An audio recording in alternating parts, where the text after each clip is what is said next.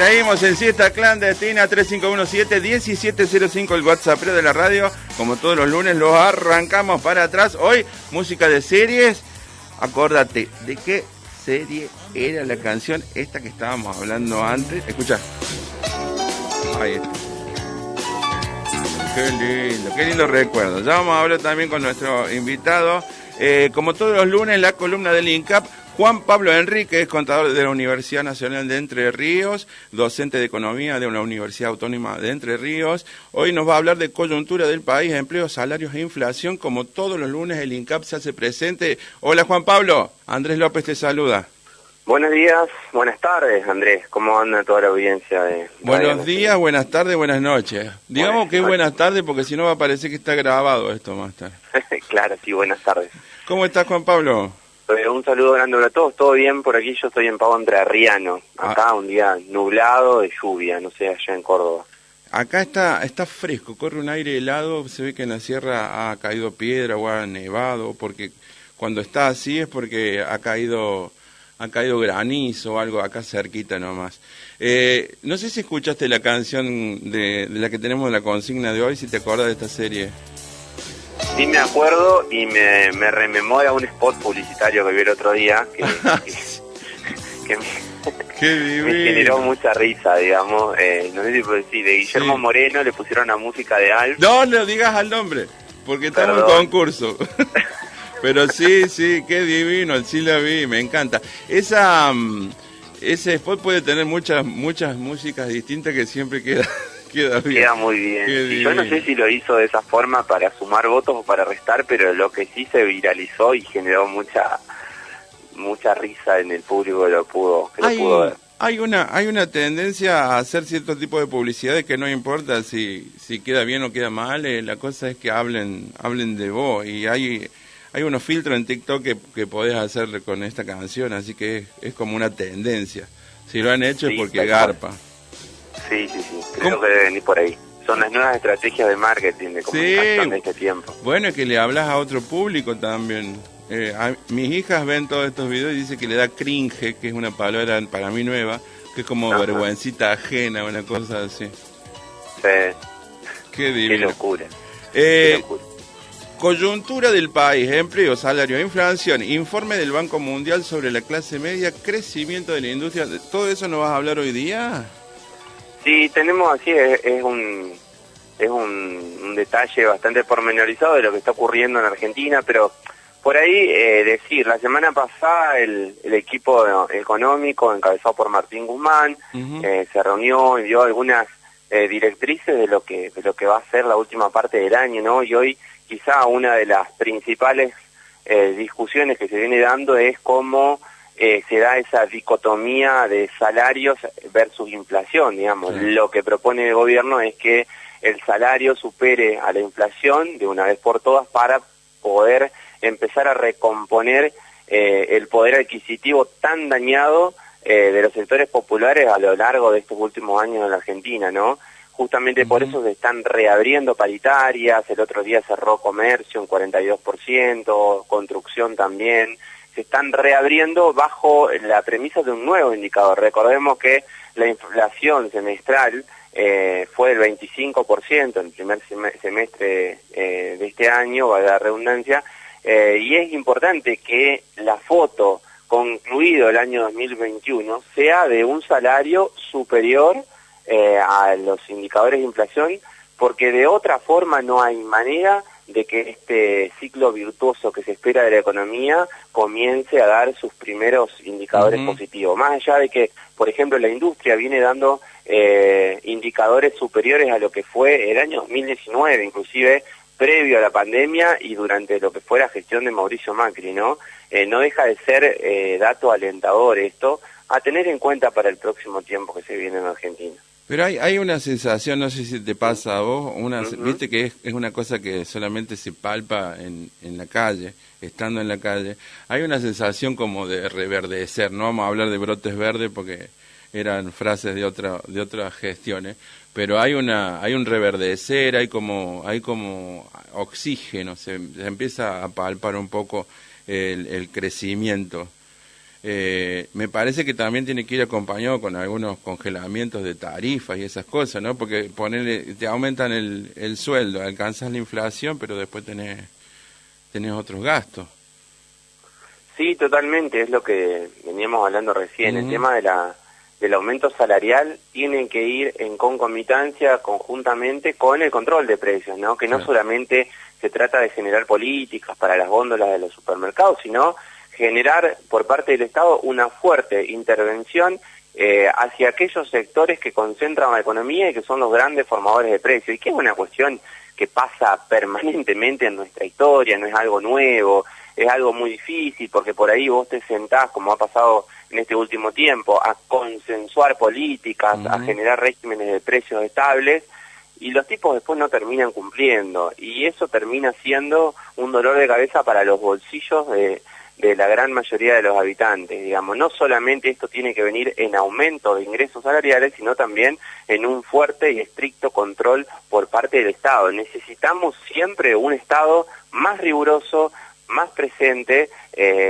defendiendo justamente los intereses populares. Esa es la gran batalla que hay que dar en el próximo tiempo, porque de lo contrario todo termina siendo una transferencia de recursos desde el Estado hacia esas conglomeraciones de sectores económicos que van justamente en detrimento de los asalariados, que en definitiva la ven pasar y no lo ven en capacidad de compra en sus economías cotidianas. El traslado de capitales, que lo vimos mucho en la época del presidente anterior, era que vos veías gente que tenía un montón de cosas más y un montón de trabajadores que cada vez tenían menos. Entonces el dinero no era mágico, sino que se corría hacia otros wines.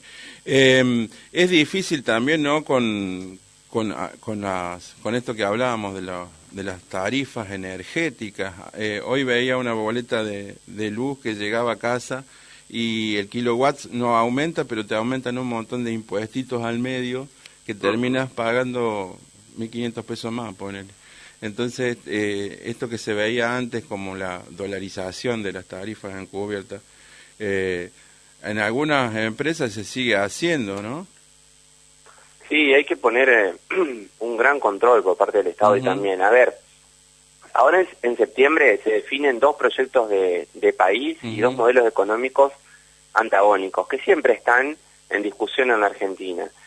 Uno de esos proyectos políticos fue el que en la gestión anterior aumentó las tarifas alrededor de 3.000%. Sí, una locura. Las tarifas hasta el 2015 no eran un problema para los consumidores y para aquellos que formaban parte del circuito industrial en Argentina. Formaban parte de un gasto menor. Eso pasó a ser totalmente importante en términos de recursos para los sectores populares, y hoy lamentablemente se está tratando de corregir esa política, pero obviamente lleva tiempo. No ha habido incrementos estrepitosos que no hayan sido acordes con los números de inflación, pero recordemos ese salto que se dio a partir de 2016, crecimiento de las tarifas de alrededor de 3.000%, y no es que mejoró el servicio, no, son los mismos cables, las mismas lo único que se hizo fue engordar las arcas de aquellos sectores que concentran la economía. Y bueno, son esas las discusiones que por ahí de fondo tenemos que poner en el debate para que se pueda establecer qué tipo de Argentina queremos. Dentro de los puntos que había planteado era la necesidad también de hablar de un informe reciente del Banco Mundial sobre la clase media, ¿no? Dentro de los indicadores que establece, forman parte de la clase media aquellos que tienen un ingreso en dólares diarios entre 13 y 70 dólares diarios. Y ese informe dice que la Argentina, por ejemplo, desde el año 2002 tenía casi el 18% de clase media, pero terminando el 2015 la Argentina había pasado a tener casi el 57% de su población en clase media, es decir que se incorporaron alrededor de 12 millones y medio de argentinas y argentinos a los sectores medios, ¿no? A una mejor calidad de vida. ¿Qué pasó en los 4 años siguientes? Hubo una caída de los sectores medios alrededor de 1.500.000 personas. Digo estos datos porque tienen que ver con la calidad de vida, con un montón de situaciones que están vinculadas a la forma de vivir, y justamente uno de esos es las tarifas, ¿no? No es lo mismo la incidencia en un incremento tarifario del 20-30% que del 3000%.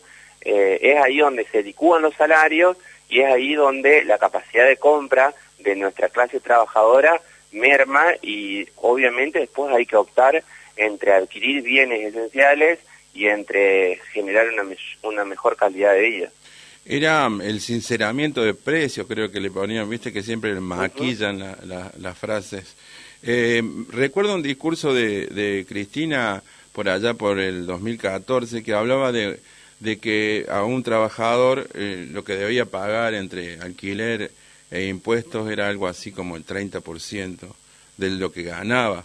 Y ahora con las distintas devaluaciones que hubo del peso, estamos lejos de eso. Me parece que estamos arriba de un 50% de lo que uno gasta con relación con lo que gana, ¿no? Sí, totalmente. Ojalá que se revierta eso, porque eso también hace a la economía en la calle, ¿viste? Acá en Córdoba, en la peatonal, vos ves la peatonal llena y porque la gente tiene un mango en el bolsillo. Cuando está vacía es porque está más difícil hacerlo. Ojalá que se refleje, porque inmediatamente se ve en la calle. La clase media y la clase baja trabajadora es la que hace que gire la economía, me parece. Totalmente. Fíjate una cuestión, siempre desde los sectores concentrados de poder, cuando se quiere adoptar una medida, cuando se genera un sentido común. Yo no sé si ustedes recordarán lo que fue el cepo al dólar, toda la última época del gobierno de Cristina, cómo planteaban, y había mucho sector laburante que en su vida había visto un dólar, pero que lo veías preocupado porque no se podía comprar dólares, ¿no?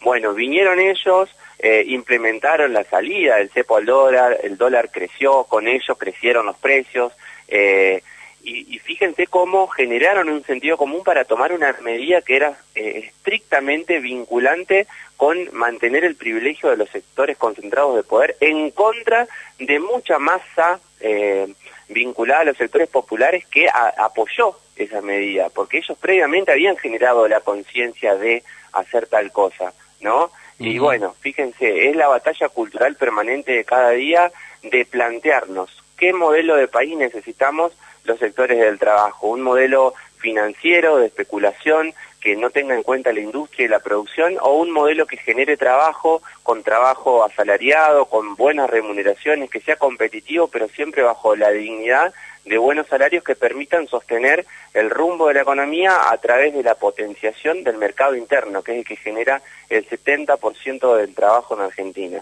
El mercado interno es indispensable y para eso, como bien vos marcabas recién, es crucial que exista a lo largo del próximo tiempo un incremento salarial por encima de los niveles de inflación. Pero claro, aparte, recuerdo, bueno, ellos tienen los grandes medios de comunicación, entonces al bombardeo de la gente que le hacen, uno termina atentando contra los intereses, ¿no? Porque recuerdo a amigos que decían, no, estábamos pagando muy poco. ¿Cómo es? Estamos pagando muy poco y por eso te acordás del sinceramiento de precios y estos aumentos desmedidos que hubo. A la gente le hacen incluso decir cosas que atentan contra sí. Sus propios intereses. Qué locura. Exactamente. Una locura. Sí. Un italiano reconocido decía Antonio Gramsci, quien controla las palabras, controla la realidad. Y eso es lo que ha pasado en mucho tiempo en la Argentina. Ojalá podamos revertir eso y que las clases populares adopten decisiones que vayan en consonancia con sus propios intereses y no en contra de sus propios intereses. Ese es el gran dilema del próximo tiempo a resolver. Gracias por el tiempo y decirles que en el INCAP hay una gran cantidad de seminarios que están vigentes, han participado alrededor de 10.000 concursantes, formadores a lo largo de todo este tiempo y los invitamos a que se sumen a las plataformas, redes sociales, páginas web y demás de los diferentes seminarios que están vigentes para de alguna manera también dar ese debate y esa discusión que tanto necesitamos en la Argentina a lo largo y a lo ancho de toda nuestra geografía. Te agradezco, Juan Pablo, un saludo para todo Entre Ríos y ojalá que todo vaya para mejor. Abrazo grande a ustedes. Gracias un abrazo grande, gracias a la gente del